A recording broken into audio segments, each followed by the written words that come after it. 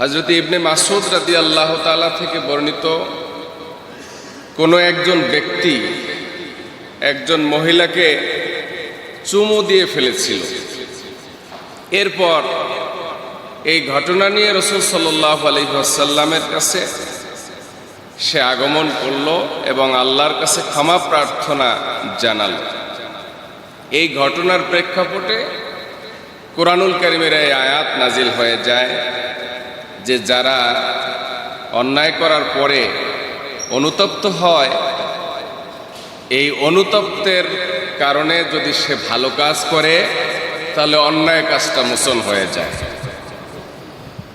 তখন ওই লোকটি আল্লাহ রাসূল সাল্লাল্লাহু আলাইহি ওয়াসাল্লামকে জিজ্ঞেস করলেন যে, হে আল্লাহ রাসূল, এই যে উপদেশটা এটা কি শুধু আমার জন্য?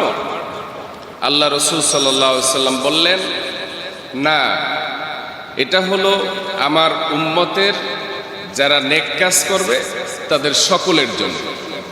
আমাদের জীবনের এমন কেউ নাই যাদের জীবনে ভুল ত্রুটি হয় না, অন্যায় কাজ করি না।